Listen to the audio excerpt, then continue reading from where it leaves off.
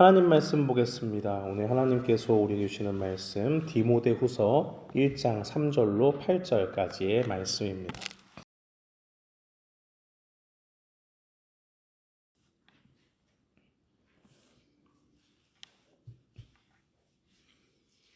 디모데후서 1장 3절로 8절까지의 말씀.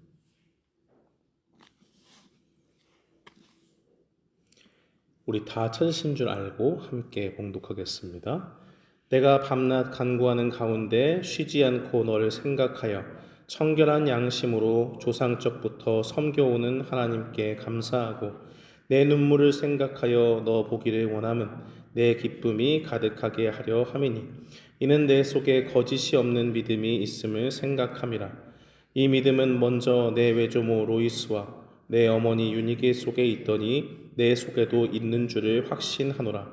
그러므로 내가 나의 안수함으로 내 속에 있는 하나님의 은사를 다시 부릴 듯 하게 하기 위하여 너로 생각하게 하노니 하나님이 우리에게 주신 것은 두려워하는 마음이 아니요 오직 능력과 사랑과 절제하는 마음이니 그러므로 너는 내가 우리 주를 증언함과 또는 주를 위하여 갇힌 자 된 나를 부끄러워하지 말고 오직 하나님의 능력을 따라 복음과 함께 고난을 받으라.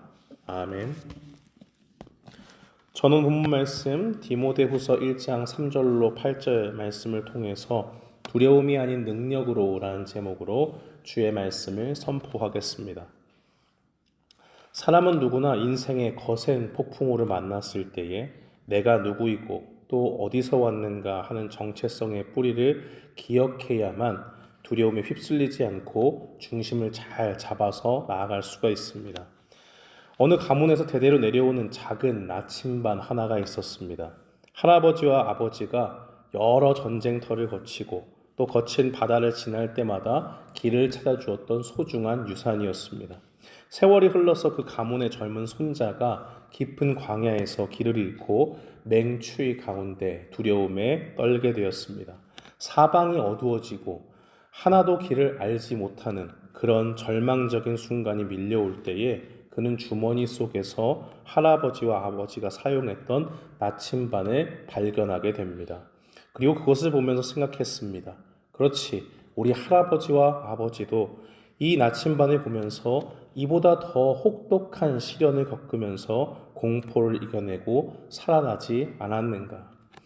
그 안에 그분들의 강인한 피가 흐르고 있다라고 그렇게 생각한 순간 청년의 마음은 가득했던 두려움이 사라지고 다시 걸어갈 용기가 솟아났습니다.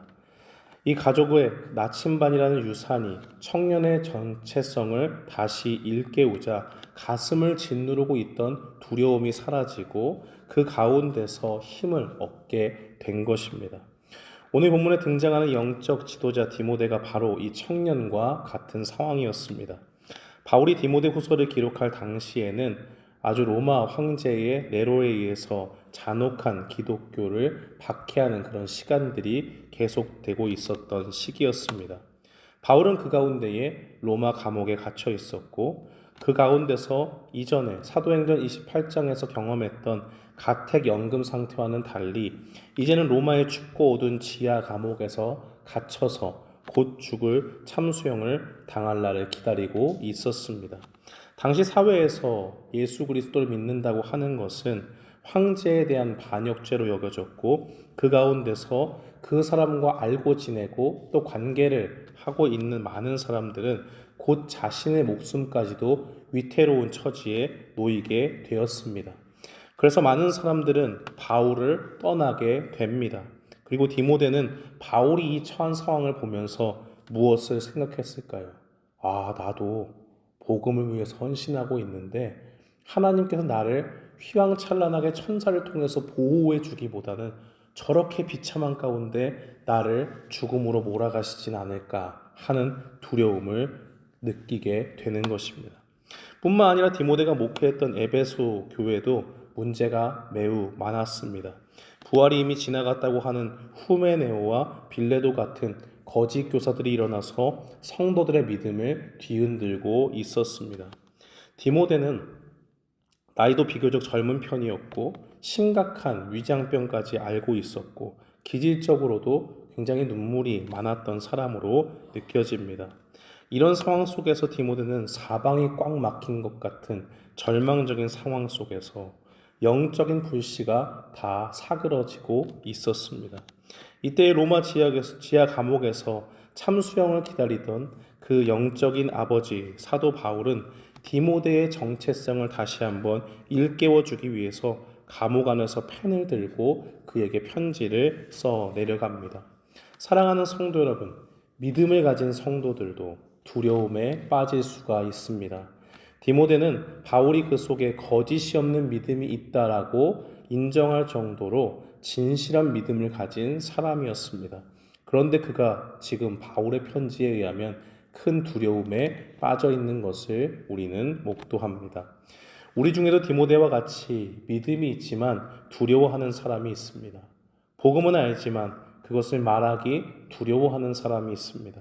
주님을 믿지만 세상의 원리와 방법 가운데 짓눌려져서 움츠러드는 사람이 있습니다.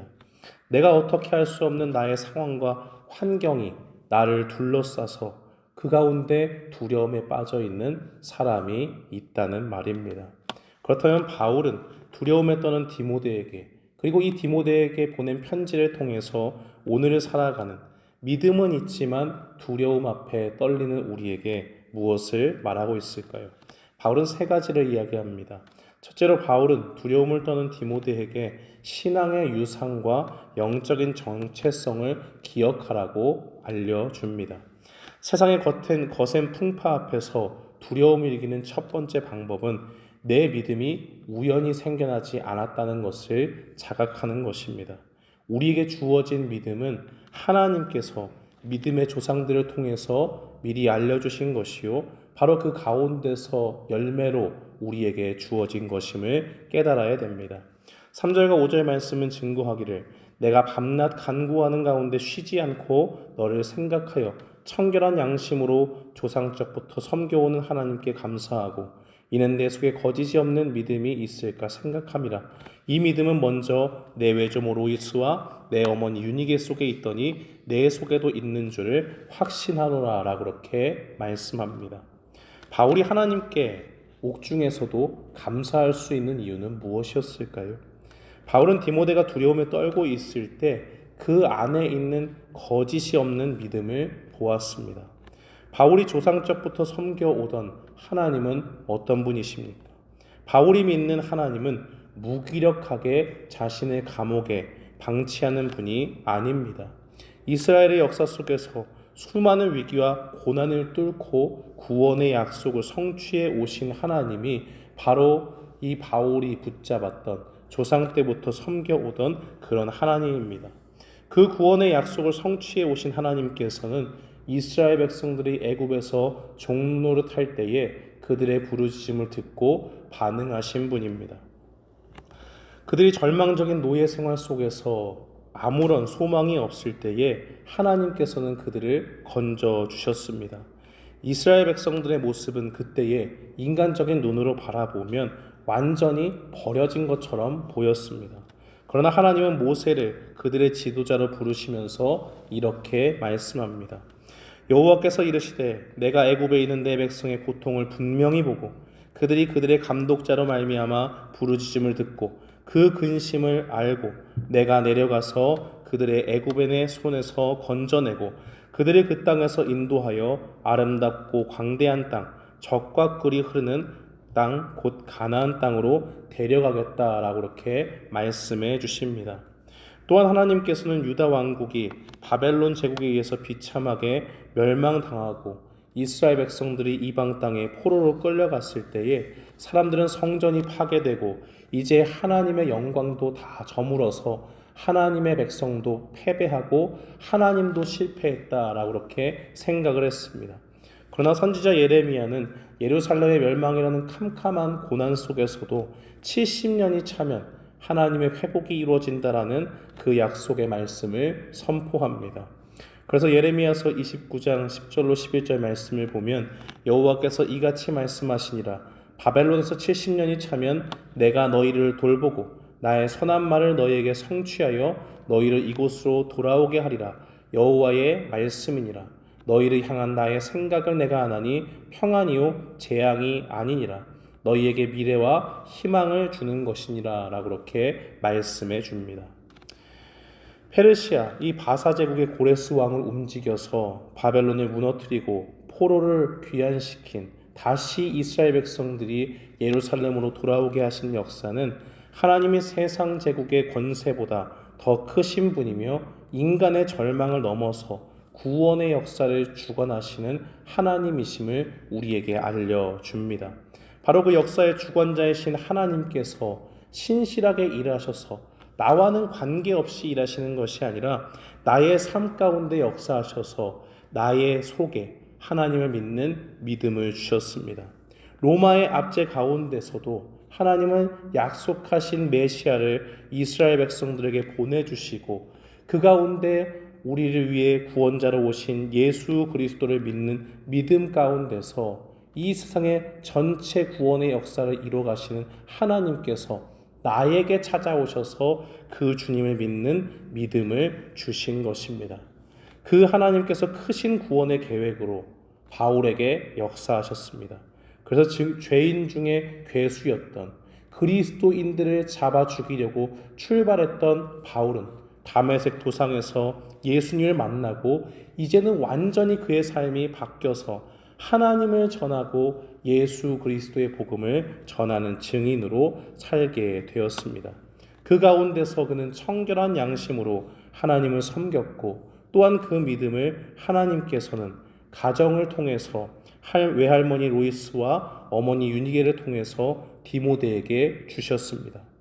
바울은 이 자신이 소유한 믿음과 똑같은 이 진실한 믿음, 거짓이 없는 믿음을 소유하게 하신 하나님을 바라보고 디모데 속에 그 믿음이 있음을 바라보고 있습니다. 그렇기 때문에 자신의 상황이 비록 절망적이라 할지라도 자신에게 믿음을 주시고 자신의 인생을 패배로 끝나게 하지 않으시, 디모데의 두려움 가운데 그 모든 두려움 속에서 디모데를 패배로 몰아가지 않으실 하나님을 바라보고 감사할 수 있었던 겁니다. 사랑하는 성도 여러분, 디모데 안에 있는 믿음, 그리고 우리 안에 있는 믿음은 누구의 역사로 우리에게 주어진 것입니까? 신실하신 하나님의 역사로부터 우리에게 주어졌다는 사실을 기억하십시오. 우리가 잘나서 또 대단해서 우리의 실력으로 그 믿음을 우리가 얻은 것이 아닙니다. 구원의 계획을 주도하시고 이루시는 하나님의 손에서 우리에게 믿음이 주어졌습니다. 그러므로 우리는 우리가 가진 믿음의 뿌리가 되시는 우리 하나님의 손길을 바라볼 때에 어떠한 두려움 가운데서도 우리는 놓지 않고 끝까지 구원의 날까지 우리를 이끄시는 주님을 바라보면서 두려움을 이길 수 있는 겁니다. 사랑하는 성도 여러분, 그러므로 오늘 우리의 영혼이 두려움에 잠시 흔들릴 때 그 가운데서 진실한 마음으로 우리 주 예수 그리스도를 구주로 믿고 언제나 주님을 믿음으로 따르기로 결단하는 믿음을 주신 하나님을 바라보시기 바랍니다. 그 하나님께 우리가 뿌리를 두고 있고 그 하나님의 역사로부터 우리가 그리스도인이 되었기 때문에 바로 그 정체성을 우리가 기억하고 회복할 때 우리는 두려움에서 자유하게 됩니다. 둘째로 두려움을 이기는 두 번째 길은 하나님께서 교회를 통해 맡기신 거룩한 직분과 부르심을 가벼이 여기지 않는 것입니다. 바울은 디모데의 흔들리는 이 마음을 붙들어주기 위해서 그가 안수를 받고 목회 사역자로 세워졌던 엄숙한 순간을 떠올리게 합니다. 그러므로 내가 나의 안수함으로 내 속에 있는 하나님의 은사를 다시 부릴 듯 하게 하기 위하여 너로 생각나게 하노니, 여기서 다시 부릴 듯 하게 하다라는 말은 꺼져가는 불씨가 있는데 거기에 바람을 막 불어 넣으면 불씨가 살아나잖아요. 그런 것처럼 새 연료를 더해서 다시 타오르게 하는 그러한 이미지를 우리에게 알려주고 있습니다. 하나님께서 주신 그 사명을 맡고 주님이 주신 그 은사를 사용하지 않고 감추어 두면 그것은 녹이 슬고 게으름 때문에 점점 꺼질 수가 있습니다. 그러므로 우리는 하나님께 받은 직분 가운데 주님이 맡겨주신 일이 있다. 그 사명이 있다. 주님이 주신 그 은사가 있다라고 생각하면 그것을 썩혀두지 말고 계속적으로 사용하고 발전시켜 나가야 됩니다. 사역자와 모든 성도들은 자신의 직분을 개인적인 명예로만 생각해서는 안 됩니다. 내가 어디에 가서 목사니까, 전도사니까, 권사니까, 집사니까 좋다 이러는 것이 아니라, 대접받기 좋겠다 생각하는 것이 아니라, 이제는 그 가운데서 주어진 하나님이 나에게 무엇을 맡기셨는가를 생각하고 그것을 잘 충실히 행해 나가야 한다는 것입니다. 우리는 여기서 마태복음 25장의 달란트 비유를 생각해 봐야 됩니다.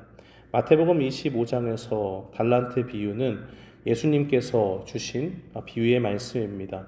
어떤 사람이 먼 길을 떠나가기 전에 자기의 종들에게 재산을 맡기는 이야기가 그 비유로 나타나 있습니다. 주인은 한 종에게 5달란트를 줍니다. 그리고 또 다른 종에게 2달란트를 줍니다. 또 다른 종에게는 1달란트를 맡깁니다. 중요한 점은 모두가 같은 양을 받은 것은 아니지만 모두가 주인의 것을 맡았다라고 하는 것이죠. 5달란트 받은 사람과 2달란트 받은 사람은 각각 그가 받은 것을 사용해서 장사하고 더 많은 것을 남깁니다. 주인은 2사람에게 돌아와서 모두에게 똑같이 잘하였다, 착하고 충성된 종아라고 그렇게 칭찬해 주십니다. 문제는 1달란트 받은 종에게서 드러납니다. 그는 주인의 것을 쓰지 않았습니다. 도망치거나 그것을 훔치고 한 것도 아닙니다. 오히려 그는 그 달란트를 땅에 감추어 두었다가 주인이 돌아왔을 때에 그대로 돌려줍니다. 겉으로 보면 안전하게 잘 보관한 것처럼 보입니다.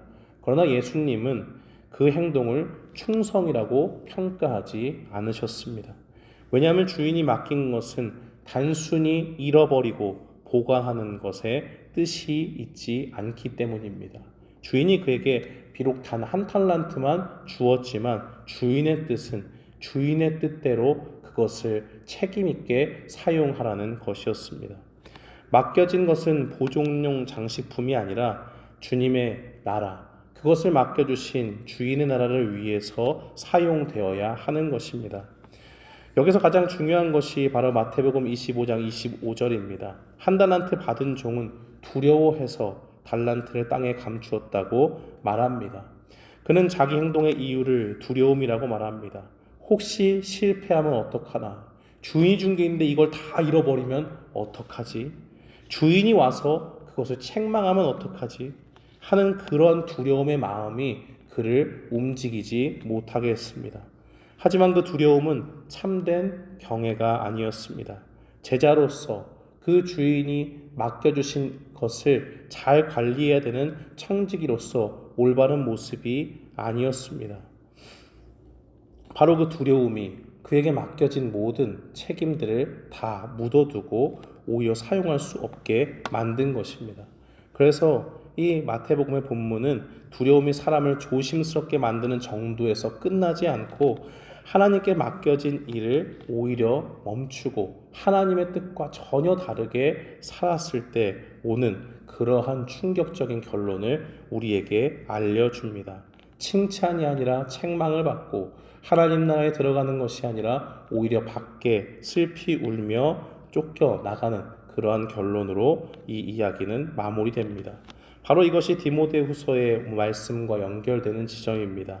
바울은 디모데에게 네 속에 있는 하나님의 은사를 다시 부릴 듯 하게 하라 라고 그렇게 말하고 난 다음에 곧바로 이어서 말합니다.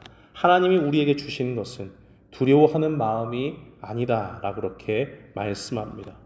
바울은 은사의 방치와 두려움의 문제를 나란히 놓고 있습니다. 디모데가 두려움에 눌리면 그것으로 끝나는 것이 아니라 하나님께서 맡겨주신 사명과 그 은사도 수그러드는 것이고 완전히 사라지진 않아도 실제 사역의 자리에서는 묻혀버릴 수도 있게 된다는 것을 알려줍니다. 그러므로 우리 모두는 하나님께서 우리에게 맡겨주신 것에 충성해야 됩니다. 우리 서로 잘하는 것이 있고 잘 못하는 것이 있죠. 때로는 교회에서 우리에게 잘하는 것만 시키진 않습니다. 교회가 필요하면 그 가운데서 좀 서툴어도 어쩔 수 없이 사람들에게 맡기고 성도님들에게 이것을 좀 부탁드립니다라고 할 수도 있고 사역자들에게도 마땅히 그러한 것들이 주어지기 마련입니다. 그때 우리가 해야 될 것은 그것을 놓고 나는 못하는데 나는 이거 잘 못할 것 같은데 뒷걸음질 치면서 두려움에 휩싸여 잠식되는 것이 아닙니다. 그 맡기신 것을 잘 사용하지 못할 것 같은 두려움이 생길 때 우리는 어떻게 해야 됩니까? 오히려 주님 앞에 나아가 무릎을 꿇어야 하는 것입니다. 그때에 후히 주시고 꾸짖지 아니하시는 하나님께서 지혜도 주시고 능히 감당할 수 있는 힘과 능력도 함께 주실 줄 믿습니다. 그러므로 우리 모두 주님이 주신 직분과 은사를 가지고 두려움에 휩싸여서 그것을 소홀히 하는 것이 아니라 하나님께 나아가 능력을 얻고 그 가운데서 주님이 주신 힘과 능력으로 주님이 주신 은사와 직분을 충성으로 감당하는 우리가 되기를 축원합니다. 셋째로 두려움을 이기는 세 번째 방법은 성령님이 부어주시는 능력과 사랑의 절제의 마음을 덧입는 것입니다. 바울은 디모데를 가두고 있던 두려움의 실체를 폭로하면서 하나님이 주시는 그 자원을 이야기해주고 있습니다. 하나님이 우리에게 주신 것은 두려워하는 마음이 아니요 오직 능력과 사랑과 절제하는 마음이니 그러므로 너는 내가 우리 주를 증언함과 또 주를 위하여 갇힌 자 된 나를 부끄러워하지 말고 오직 하나님의 능력을 따라 복음과 함께 고난을 받으라. 여기서 두려워하는 마음은 사탄이 주는 마음입니다. 박해 앞에서 위축되는 비겁한 모습, 그것은 하나님이 주신 성품이 아닙니다. 하나님은 우리에게 고난을 돌파하는 초자연적인 능력을 주셨습니다. 바울이 감옥 안에서 굳건히 설 수 있었던 것은 바로 이 능력 때문이었죠. 빌립보서에서 바울은 이렇게 고백합니다. 내게 능력 주시는 자 안에서 내가 모든 것을 할 수 있느니라. 이 능력은 우리 안에서 스스로 개발되어서 나오는 능력이 아닙니다. 바로 하나님께서 공급하여 주시는 능력이고 그 가운데서 사역 현장의 중간중간 가운데 그가 힘들고 지쳐 쓰러질 때마다 바울아 두려워하지 말라 이 성에 내 백성이 많다라고 말씀하시며 격려하시고 그에게 능력을 부어주신 하나님으로부터 주어진 것입니다. 그러므로 우리가 연약하다고 해서 두려움에 휩싸여 있을 때에 거기에 주저앉는 것이 아니라 주님의 능력이 우리 가운데 임하기를 날마다 간구해야 됩니다. 또한 하나님은 자기 보호의 본능을 깨트리고 영혼을 품게 하는 사랑을 우리에게 부어주십니다. 두려움을 이기는 힘은 인간적인 담력이 아닙니다. 사랑은 두려움을 이깁니다. 우리는 이 땅 가운데 사실 두려움에 완전히 종속되어 있던 사람들입니다. 죄 가운데 있었기 때문에 죄를 미워하시는 하나님 앞에 그 심판의 두려움에 떠날 수 없는 사람들이었죠. 그러나 더 크신 사랑으로 이 땅에 오신 하나님께서 우리 주 예수 그리스도를 통해서 우리를 십자가의 보혈로 깨끗이 해주시고 누구든지 주의 이름을 부르는 자마다 구원을 얻게 해주셨습니다.